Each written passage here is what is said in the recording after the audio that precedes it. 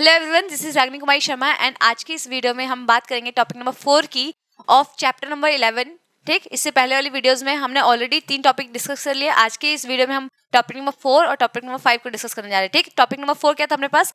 Steps involve in biotech. हम ये देखेंगे कि बायोटेक में कौन कौन से स्टेप्स इन्वॉल्व होते हैं। हालांकि ये जो स्टेप्स यहाँ पे मैंने बताए हैं, आप सेक्शन बी में इसके डिटेल वर्जन को आप स्टडी करोगे। ठीक, तो यहाँ पे छोटे मोटे स्टेप्स में आपको इन स्टार्टिंग में ही दे रखे, तो दैट्स व्हाई मैंने स्टार्टिंग में ही कर दिया इसे। तो अगर हम स्टेप्स की बात करें बायोटेक में कि क्या क्या स्टेप्स हम इन्वॉल्व करते हैं कोई भी बायोटेक्नोलॉजिकल प्रोडक्ट को फॉर्म करने के लिए या फिर ऑब्टेन करने के लिए, तो सबसे पहला काम होता है अपने पास आइडेंटिफिकेशन का। सबसे पहला काम क्या होता है अपने पास? आइडेंटिफिकेशन। सबसे पहली बात तो फॉर एग्जांपल, जैसे मैंने लास्ट क्लासेस में एग्जांपल दे रखा है इंसुलिन का, कि हमें अगर शरीर की बॉडी में इंसुलिन का फॉर्मेशन करवाना है तो सबसे पहले तो मुझे पता होना चाहिए कि मेरे पास जो मेरा जीन ऑफ इंटरेस्ट है वो कौन सा सेल में प्रेजेंट है। जैसे इंसुलिन का जीन मुझे ह्यूमन सेल में मिलेगा। ठीक, तो ह्यूमन सेल के अंदर मेरा इंसुलिन का जीन आइडेंटिफाई होना चाहिए कि उतने लंबे 2.2 मीटर लंबे डीएनए के अंदर मेरा छोटा सा इंसुलिन का जीन है तो है कहाँ। तो सबसे पहला काम होता है आइडेंटिफिकेशन का, यानी जिस भी सेल से आप अपना जीन ऑफ इंटरेस्ट निकाल रहे हो तो जीन ऑफ इंटरेस्ट को आइडेंटिफाई करना हमारा सबसे पहला काम होता है। तो सबसे पहला काम क्या है? Identification of gene of interest. अब फॉर एग्जाम्पल, जैसे हमें मिल गया इतना लंबा 2.2 मीटर लंबा डीएनए हमारे पास। फॉर एग्जाम्पल मान लेते हैं कि हमें 2.2 मीटर लंबे डीएनए में से अपना इंसुलिन का जीन यहाँ पे मिला। तो इस इंसुलिन के जीन को आइडेंटिफाई तो कर लिया मैंने। अब आइडेंटिफाई करने के बाद हमें क्या करना पड़ेगा? आइसोलेट करना पड़ेगा। आइसोलेट करने के लिए हमें कुछ एंजाइम्स का सहारा लेना पड़ता है, जिसको कटिंग एंजाइम्स बोलते हैं या फिर मॉलिक्यूलर सीजर बोलते हैं, जिसको रिस्ट्रिक्शन एंडोन्यूक्लियोसिस नाम से मैंने पढ़ा रखा है। ठीक, तो रिस्ट्रिक्शन एंडोन्यूक्लियोसिस की मदद से हम क्या करेंगे? उसको आइसोलेट करेंगे। यानी कि सबसे पहला काम है आइडेंटिफिकेशन का, देन वी आइसोलेट इट। जैसे वो मेरा जीन ऑफ इंटरेस्ट मुझे पता चल गया कि मेरे डीएनए के अंदर यहाँ पे मेरा जीन ऑफ इंटरेस्ट है, तो उसको कट करके मैं निकाल लूंगी, मतलब आइसोलेट करूंगी। और जैसे आइसोलेट हो गया, आइसोलेट करने के बाद हम उसे इंट्रोड्यूस कर देंगे होस्ट सेल की बॉडी में। मतलब यहाँ पे होस्ट सेल कौन है? मेरा ई कोलाई। कौन है? हमारा ई कोलाई। तो ई कोलाई की बॉडी में हम अपने जीन ऑफ इंटरेस्ट को इंट्रोड्यूस कर देंगे। And after introduction your second principle that is maintenance of host cell. क्यों? बायोटेक में हमने पढ़ रखा था कि 2 प्रिंसिपल पे बायोटेक काम करते हैं। सबसे पहले आप किसी भी ऑर्गेनिज्म के केमिस्ट्री को, मतलब मेनली जेनेटिक मटेरियल की केमिस्ट्री को चेंज कर रहे होते हैं। तो यहाँ पे हमने क्या किया? एशिया को लाके डीएनए में इंसुलिन का जीन नहीं था, हमने ह्यूमन सेल में से इंसुलिन जीन हमने ह्यूमन के सेल में से इंसुलिन का जीन आइडेंटिफाई किया, आइसोलेट किया, and then we transfer it into the plasmid DNA of E coli. तो यानी समवेयर हमने plasmid DNA of E coli को हमने चेंज कर दिया, उसकी केमिस्ट्री को चेंज कर दिया। उससे पहले प्लाज्मिड डीएनए पे इंसुलिन का जीन नहीं था, but now the plasmid DNA have insulin gene. तो कहीं ना कहीं उसकी केमिस्ट्री चेंज हो गई। तो केमिस्ट्री चेंज करने का मतलब क्या है? हमने उसमें आरडीएनए टेक्नोलॉजी का इन्वॉल्वमेंट किया, प्रिंसिपल नंबर 1। और जैसे ही ये आरडीएनए टेक्नोलॉजी कंप्लीट होती है, जैसे आपने किसी ऑर्गेनिज्म की केमिस्ट्री को चेंज कर दिया, जेनेटिक मटेरियल, जैसे ही आपने किसी ऑर्गेनिज्म की जेनेटिक मटेरियल की केमिस्ट्री को चेंज कर दिया, then second process is bio processing. Bio processing में अब उस होस्ट सेल की आपको देखभाल करनी है ताकि वो आपको आपका फेवरेट प्रोडक्ट बना के दे पाए। तो maintenance is the last step which is required for the bioprocessing of the host cell which forms your desirable product। इतनी बात समझ में आ गया। हालांकि सेक्शन बी में इसके डिटेल वर्जन के बारे में हम स्टडी करने वाले हैं। सेक्शन बी में अपने पास पूरा डिटेल जाएगा कि एक एक स्टेप को हम डिस्कस करेंगे। यहाँ पे एक छोटा सा टॉपिक था जो कि आपके एनसीईआरटी के स्टार्टिंग में दे रखा था, दैट्स वाई इसको मैंने एक स्टेप में, मतलब एक पर्टिकुलर टॉपिक में इन्वॉल्व किया। ठीक, नेक्स्ट अपने पास क्या है? टूल्स। अब देखिए, मैंने क्या बोला था, 5वां टॉपिक बहुत इंपॉर्टेंट टॉपिक है। देखने में बहुत छोटा लग रहा है, लेकिन अगर हम इसके सब टॉपिक्स के अंदर जाएंगे तो थोड़ा जाएगा। ठीक, थोड़ा लंबा जाएगा टॉपिक, लेकिन बट जिसने ये टॉपिक समझ लिया उसको सेक्शन भी टोटली क्लियर है। ठीक, तो सबसे पहले टूल्स की बात कर लेते हैं। टूल्स में हमारे पास क्या है? सबसे पहले तो अगर हम टूल नंबर 1 की बात करें तो सबसे पहले तो मुझे अपना gene of interest containing cell चाहिए, मतलब जिस सेल के अंदर मेरा जीन ऑफ इंटरेस्ट है। फॉर एग्जाम्पल, मुझे ह्यूमन इंसुलिन बनवाना था ई कोलाई की बॉडी में, तो मुझे ह्यूमन सेल चाहिए, है ना। वो मेरा एक सेल है, मतलब ह्यूमन सेल हमारा एक गिवर सेल है, मतलब एक तरीके के देने वाला सेल है। ठीक, तो सबसे पहले हमें एक सेल चाहिए जिसके अंदर मेरा डिजायरेबल जीन है। और यहाँ इस वाले केस में हम ये मान रहे हैं कि ह्यूमन सेल हमारा क्या है?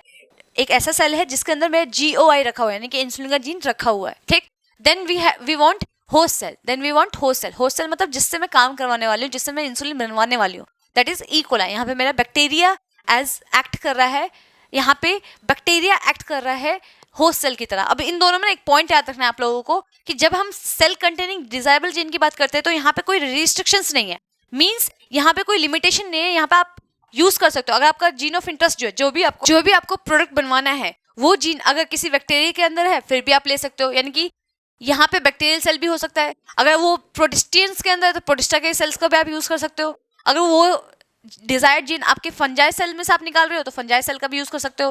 प्लांट की बॉडी का कोई आपको करेक्टर चाहिए किसी और समवेयर किसी और ऑर्गेनिज्म में, तो उस समय पर प्लांट सेल भी आप यूज कर सकते हो और एनिमल सेल का भी तो यूज कर ही रहे हो इंसुलिन का जीन निकालने के लिए। तो यहाँ पे कोई रिस्ट्रिक्शंस नहीं है। If you want any gene from any type of organism you can isolate.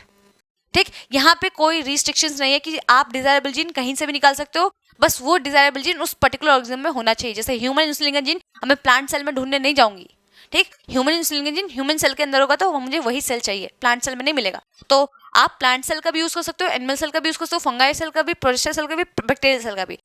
बस कंडीशन ये है कि उस पर्टिकुलर ऑर्गेनिज्म के अंदर आपका जीन ऑफ इंटरेस्ट होना चाहिए जिसके रिगार्डिंग आप प्रोडक्ट बनाना चाहते हो। ठीक, दूसरा होस्ट सेल में क्या खास बात है कि होस्ट सेल में हम माइक्रो ऑर्गेनिज्म का यूज करते हैं, क्योंकि बायोटेक का प्रिंसिपल ही क्या कहता है कि हमें पहले इसकी केमिस्ट्री को चेंज करना है। तो कॉम्प्लेक्स ऑर्गेनिज्म में तो केमिस्ट्री चेंज होने से रही, जितना लोअर ऑर्गेनिज्म आप लोगे उतना बेनिफिशियल रहता है प्रोडक्ट को ऑब्टेन करने में, उतना बेनिफिट रहेगा हमारे लिए। ठीक, तो होस्ट सेल आपको लोअर ऑर्गेनिज्म यूज करने हैं और लोअर ऑर्गेनिज्म में कौन यूज होता है? मेनली आपका बैक्टीरिया यूज होता है।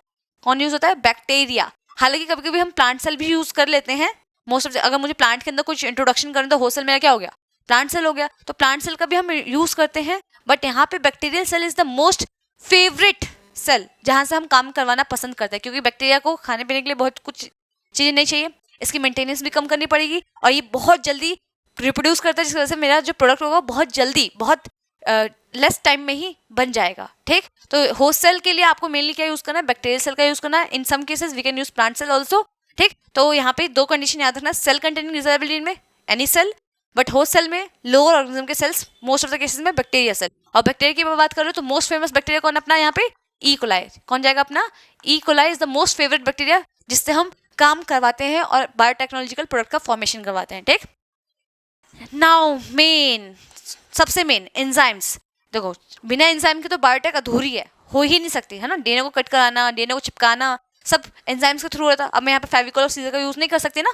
तो एंजाइम्स में अपने पास 3 टाइप के एंजाइम हम यूज करने वाले। एक restriction enzyme again which is used to cut the DNA, and DNA ligase which is used to join the DNA, and DNA polymerase which is used to form the DNA. आगे जब आप process में जाओगे तो वहाँ पे एक PCR नाम का एक टेक्निक आएगा, वहाँ पे हमें डीएनए पॉलीमरेज का वहाँ पे हम डीएनए पॉलीमरेज यूज करेंगे। ठीक, तो वहाँ पे जो डीएनए पॉलीमरेज के तौर पे यूज होता है उसका नाम क्या है? Take polymerase. ये पॉइंट याद रखना है। सो आपको ये पॉइंट याद रखना है कि we required 3 types of protein. अभी चैप्टर पढ़ा के आइए ना, शांत हो जा। तो आपको ये पॉइंट याद रखना है कि we required 3 types of enzyme for making a biotechnological product, और इनको हम डिटेल में पढ़ने वाले हैं। देखो यहाँ पे ये टॉपिक यहीं पे ओवर। ठीक, लेकिन ये तीनों टॉपिक फर्दर जाएंगे, यानी कि इनके सब टॉपिक्स जाने वाले हैं। तो एंजाइम में आप सबसे पहले रिस्ट्रिक्शन एंजाइम पढ़ोगे, डीएनए लाइगेज पढ़ेंगे, then we will discuss DNA polymerase. इन तीनों एंजाइम के पास we will talk about a cloning vector, most important topic. Cloning vector से बहुत सारे क्वेश्चन आते हैं, तो यहाँ पे आप बस क्लोनिंग वेक्टर के नाम पे याद रखना। क्लोनिंग वेक्टर के सब टॉपिक्स से पढ़ोगे तो आपको इजीली समझ में आ जाएगा क्लोनिंग वेक्टर होता क्या है। Then we will discuss about gel electrophoresis, again it is one of the most important topic for CBSE board as well as NEET. Okay, so ये 5 टूल्स हमें रिक्वायर्ड होते हैं for making any biotechnological product, जिसमें से अपने पास पहला topic और दूसरा टॉपिक यहीं पे क्लियर कर लिया है कि इसमें कुछ भी नहीं पढ़ना, इसमें कुछ भी नहीं पढ़ना। बस इतनी पॉइंट याद रखना कि सेल कंटेनिंग डिजायरेबल जीन में we can take any kind of cell, बस हमारा जीन ऑफ इंटरेस्ट उसके अंदर होना चाहिए। But in case of host cell जब भी हम काम करवाने की बात आती है तो हमें हमेशा ऐसे ऑर्गेनिज्म चाहिए जो हमारे लिए मतलब हमसे कम मेहनत मांगे और खुद ज़्यादा मेहनत करके हमें दे दे। तो ऐसे ऑर्गेनिजम्स का हम यूज़ करेंगे बायोटेक्नोलॉजिकल प्रोडक्ट बनाने में जो कम टाइम लगाए, दूसरा कम चीज़ें ले हमसे और कम मेंटेनेंस मांगे। तो लोअर ऑर्गेनिज्म बैक्टीरिया को कुछ भी नहीं चाहिए, एक चीनी का घोल रख दो तो उतने से ही ग्रो करके रिप्रोड्यूस करके बहुत सारे बच्चे दे देगा एंड फाइनली आपका प्रोडक्ट दे देगा। ठीक, तो आपको होस्ट सेल के तौर पे बैक्टीरिया यूज़ करनी है और मोस्ट फेमस बैक्टीरिया कौन यूज़ होती है? E coli. ये पॉइंट आपको याद रखना है। फिर इन तीनों पॉइंट्स को हम डिटेल में डिस्कस करने वाले हैं।